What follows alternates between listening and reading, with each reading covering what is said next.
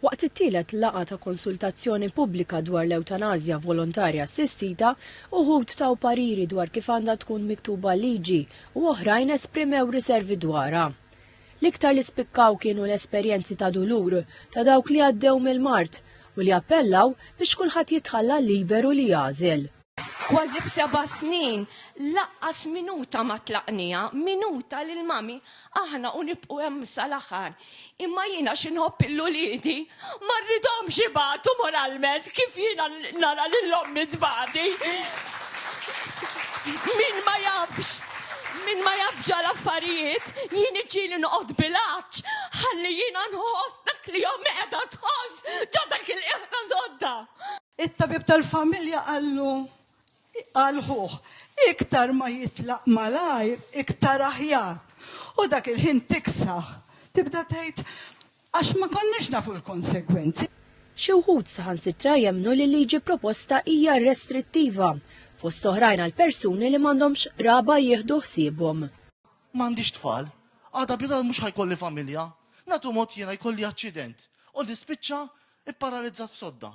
X'ħan għamel? Jiena ma nixtieqx nispiċċa ġo home waħdi.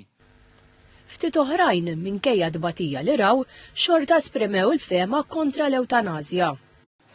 Fej kellu over 65% taħruq. Rajtu jibati ħafna rajtu jibati.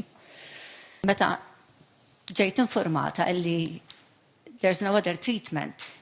They have to stop all the treatment because there's nothing else that they can do. Bissa dit li minn moħħijina li nista' nitfilu l-magni lil dan it-tifel. Tabib li ħadem fil-kura paljattiva fisser kif l-avvanzi fil-mediċina waslu biex titwal il-ħajja, kultant bidbatija għall-individwu li qed imut. Bil-mediċina li għandna bħalissa naf li hemm ċertu sitwazzjonijiet li jien jekk naf li l-proċess tal-mewt tiegħi beda u huwa irreversibbli, ċertu affarijiet ma rridx ngħaddi minnhom. Dan huwa l-proċess tal-mewt. Il-mewt diġà bdiet.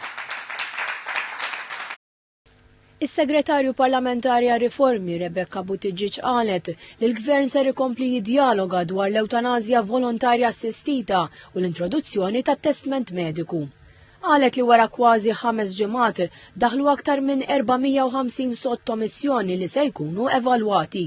Il-konsultazzjoni pubblika tagħlaq fit-2 ta' Lulju.